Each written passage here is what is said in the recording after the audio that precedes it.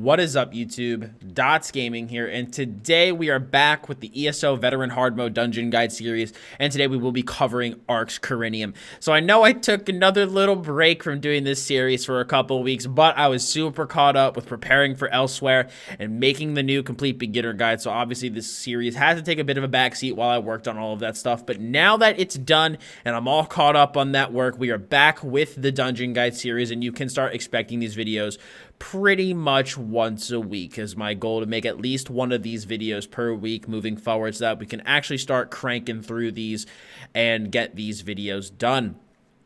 So like I said, we are here though with Arx Corinium.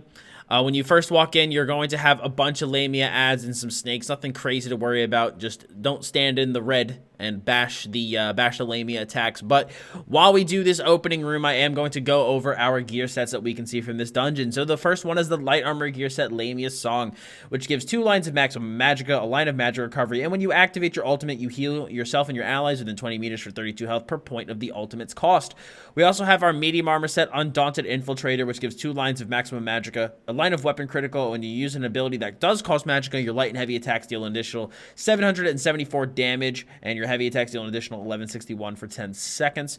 Then we also have the heavy armor set, Medusa, which gives us a line of maximum health, max magicka, a line of spell damage, and grants us minor force at all times, increasing our critical damage done by 10%.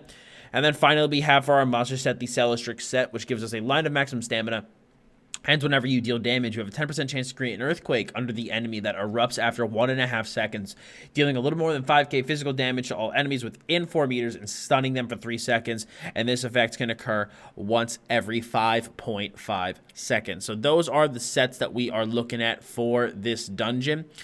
And, you know, the basic, as you can tell, the theme of this dungeon is going to be the Lamia ad. So what you can expect is a lot of conal AoEs, as well as a lot of channels that need to be bashed. So when you're going throughout these ad packs, be aware that you will be needing to do quite a bit of bashing on these mobs.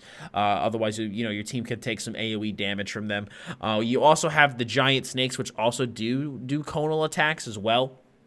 So be sure not to stand in those. So as we come through this door here, we are going to reach our first boss, and that is the Fang Menace. So as you can see, tons of Lamia ads around. You want to deal with them first, just so you don't have to deal with their BS while you're attacking the boss. So as long as you group them up near the boss, you should be okay. The boss also had that big AoE attack that was around it, that 360 AoE that just basically deals some damage to it. It basically deals damage to any player standing in that, so do not stand in that. You're going to take some pretty decent damage if you stand in that. Besides that, again, as you can see, it has a frontal conal attack, so as long as the tank faces the boss away from the group, you will not be hit by that. And finally, there are some heavy attacks that this boss does that simply your tank needs to block, and you'll pretty much be good to go. But as you can see, even our tank rolls out of this. So this isn't an attack that you want to stand in, you know, just get out of it so that you're not taking that extra damage. And yeah, you'll pretty much be good to go, and that's all you need to know about for the Fanged Menace. Relatively straightforward boss encounter. And I know I've gotten some comments on a lot of these base game dungeon videos saying like, oh, you don't really need to make guides on these, you know, these dungeons are pretty simple, blah, blah, blah, blah, blah. But all players start somewhere. When I was pugging these dungeons, because 3 of the players that I'm with, I'm friends with and I play with all the time, and I've been getting some pugs from, you know, from when I do some of these dungeons. And let me tell you, there are some people in the dungeons that definitely need these guides. So, you know, the base game dungeons are absolutely worth, in my opinion, making the guides on. Especially because I do want to have a full database of all the dungeon guides on my website and YouTube channel, just so that, you know, we have a complete database of information for people to look at. Plus, there are some people who do have a bit of dungeon anxiety. They're worried before they head into a dungeon. So having a guide on content like this can just kind of help quell that a little bit before they take their first step into a group dungeon encounter and will be playing with other players, so that they know, you know, they have as much information at their fingertips as possible. So when we finally finish off this this Lamia here, We head through these doors and we receive another pack. As you can see, like I said, it's just a lot of Lamia ads and a lot of spiders, or excuse me, a lot of snakes. So when you ever see those spectral Lamias pop up, they're coming from one of these Lamia curses, so or curers, or however the hell you pronounce it. So as long as you take them down, the spectral ones will go away as well, so you don't even really need to waste your time focusing them. Just be sure to take down the mother ad, and that will take care of them pretty much. We have another pack up here. Again, pretty much, same mechanics from all of these different ad packs. Just lots of conals, lots of spectral ones, channeled attacks that can be bashed. Nothing super crazy or out of the ordinary that we haven't seen. Again, giant snake, conal attack. Don't stand in it, and you'll be fine. Pretty straightforward there. So once we kill off this giant snake, I believe our next boss should be ahead, and that is going to be Gnactin the Tempest. Once we move up to this waterfall here, you're going to see Gnactin come out of the waterfall, and he is going to be our next boss. So the first main mechanic that he has this big conal AoE lightning attack in front of him. Obviously, don't stand in that. Prevent you from taking damage from it. So tank should obviously face the boss away from the group to prevent people from taking damage from that attack. Besides that, he does have a lightning ball that he will turn and shoot at players, even if the tank has him taunted, and that will stun you if you take that damage. So just do your best to avoid it. As you can see, I got hit by it and was stunned temporarily, so do your best to avoid that. He also does random lightning AoE shots around the room. As you can see, we all took a little bit of lightning damage there, but there's a bit unavoidable. But just do your best to healer can heal through it relatively easily. And then another mechanic that he has is that he can do like an electric pulse around him that you just have to avoid. We didn't really see it because we killed him really quick, but just be sure to avoid that. But the boss really isn't that hard. Just avoid the lightning that's being shot at you. Don't stand in the conals. And as long as your tank keeps the boss faced away from your group, it's a very easy fight. Really not a lot to worry about. But you still do need to be careful if you're a lower level player. A lot of those skills will stun you, and you're going to be, if you are stunned and you get hit with another mechanic, you can die. So just, do your best to avoid any of those shock mechanics being shot at you, and you'll pretty much be good to go. So when we come up through our next room here, we have a bunch more Lamias and the cures and whatnot. So just, again, conals, don't stand in them. The channeled attacks, bash them. And you just take down the ads relatively easily. Not a whole lot to worry about. Now, when we continue down here, let me actually scroll down. I think we have left in this boss. We still have 4 more bosses left in this dungeon. So not too bad though. The rest of the ads aren't too bad. It's the final one that I've definitely seen trip up groups, and they changed the mechanics on that final boss a little bit. You used to be able to kind of cheese it a little bit, but now you need to definitely have a really strong healer for that final boss fight to make sure that people are healed up.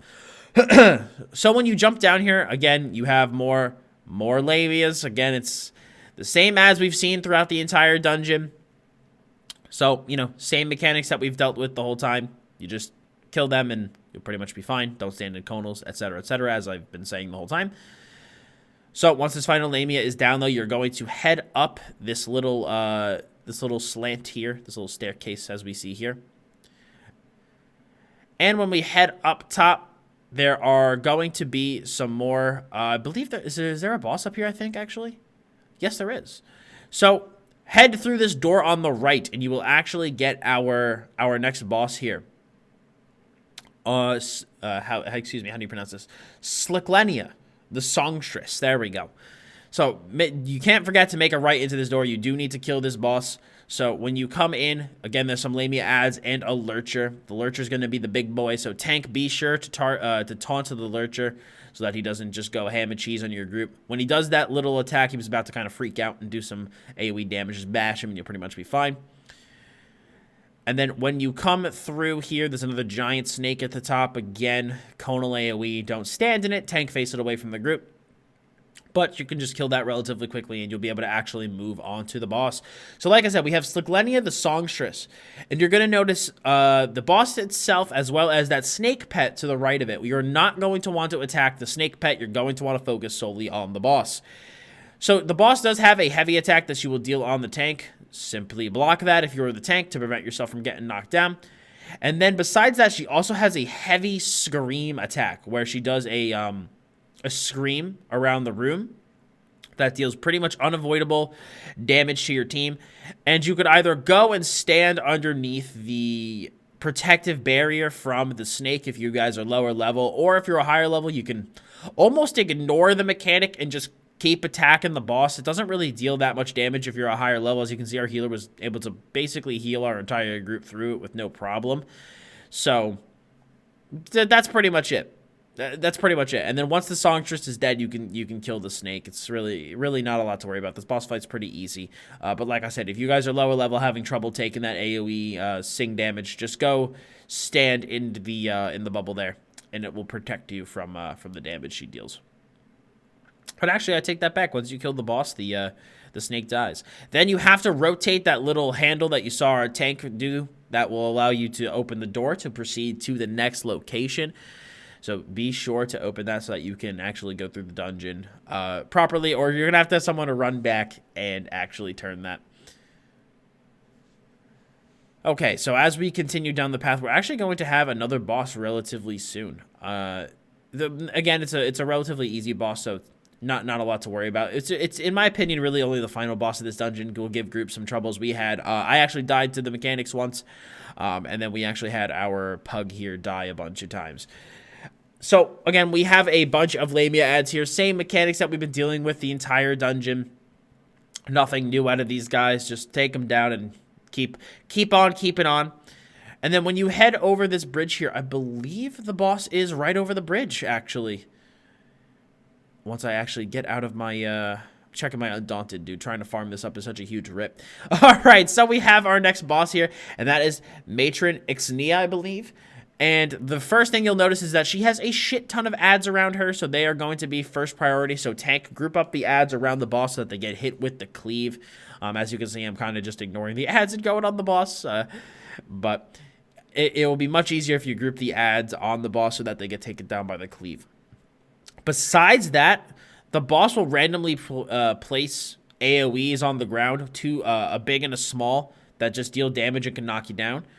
And really, besides that, it's pretty much it. There's really not a lot to worry about. You can block those AoEs as well, as you saw our healer do over to the left. But, you know, just keep mobile in the fight so that if you do get hit by that AoE, you can move out of the small one and just take the damage from the big one and not get CC'd at all. But that's it, man. That's all she's got for you. Not a very difficult boss fight. Not difficult at all.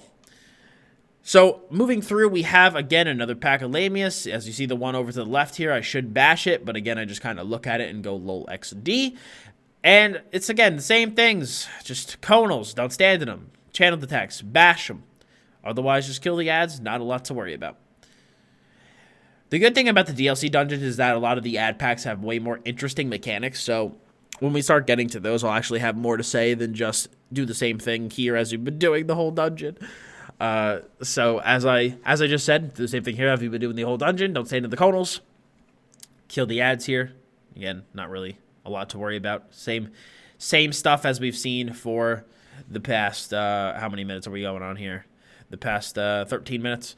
So same mechanics from those ads. Now, as we move up here, we're actually going to have our next boss, and that is the Ancient Lurcher. So again, bunch of ads around it. Group the ads up, and you'll be able to take them down fairly easily. The boss also puts a red circle underneath it that if you do like a 360 AoE, that if you stand in, you can get caught by some damage. He also puts a beam on a player that will deal some poison damage, but can be pretty much healed through with no problem. And then he eventually, when he hits below 50%, I believe, I think it's 50%, I could be wrong, he'll kind of do a lightning AoE below him. Just don't stand in it, and you'll pretty much be fine. As you can see, there's an AoE right there. Just don't stand in that. Back off him. This guy's really easy, honestly. As long as you don't stand right up on him and you heal through that poison channel, it's really fairly easy. There's not a lot to worry about. We normally can blast through that guy fairly quickly, as you just saw us do.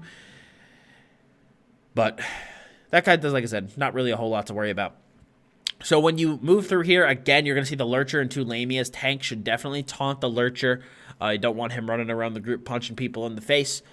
And besides that, you know, again, same mechanics as we've seen from the Lamias the entire dungeon. And as we move through here, we're going to meet up with the Sisters of the Floods, the Waves, and I forget what the third one is. That's just the quest, so as long as you've been doing the quest, make sure you're talking to them as you see them throughout the dungeon. And now we finally get to our last boss, and that is Celestrix, the Lamia Queen. She has a bunch of mechanics. So we activate hard mode, making her a bit tougher. And there's three main mechanics: the frontal cone, the charge, and her lightning strikes. So the frontal cone does heavy damage, and I also believe it's CC. So if you're the tank, you're going to want to face her away from the group as much as physically possible to prevent people from getting caught in that. She also will charge at players randomly, and as you can see, that cone does a fair bit of damage. As our one pug got caught in that and he done got wrecked. So do your best not to stand in that. This is the lightning charge attack. This attack used to be able to cheese by kind of standing in the corner, but now you really can't. So honestly, the best way to really deal with that mechanic is to just try to stand wherever there isn't lightning. If you can't find a spot where there isn't, you need to just kind of stay as grouped up as possible so that your healer can just straight up heal you through it. Also, you're going to want to do your best to keep the Lamia in the water. As you can see, when she goes up onto land, she gets a little bit of a damage shield. So you're going to want to keep her in the water to prevent that damage shield from being applied to her. And, you know, you'll have less damage to deal if that shield isn't up. In addition, she'll also charge at players randomly and deal a little bit of damage. It's nothing crazy. But as you can see, when she does this lightning attack, I try to move around and stand where the lightning isn't. But eventually, lightning pretty much is everywhere. So you do just, you know, at that point, I'd say just stand in the water. It kind of goes from, like, the water to the platforms, then back to the water, then back to the platforms. So just, again, try to stand where it isn't. That part of the fight is really going to be particular for healers. As you can see, the water is lightning, you know, has lightning coursing through it as we speak. So I'm standing on the land to prevent, you know, myself from getting hit by it. And again, tank, just hold her in the water so that the damage shield doesn't come up, and that the healer can just make sure to heal that tank through the extra lightning damage it's taking. But otherwise, that pretty much just repeats. Frontal cone, don't stand in it. Charge, get ready for it. Not a shit ton of damage, but, you know, it's something to be aware of. And then this lightning attack is basically the main crux of the fight, where your healer is definitely going to be a little bit strained, needing to heal people through it. But just try to stay grouped up, try to stand where the lightning isn't, and you'll pretty much be good to go.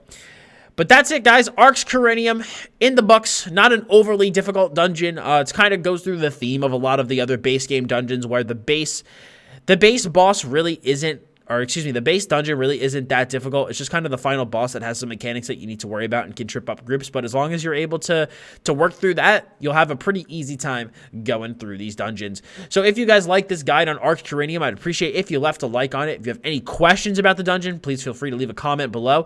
And to keep up with the rest of the dungeon guide series, as well as other great ESO content on my YouTube channel, please be sure to hit that sub button as well as the bell to keep notifications on. So thank you again so much for stopping by today. Very much appreciate it. As always, I'm Dots Gaming, and I'll see you guys in the next one.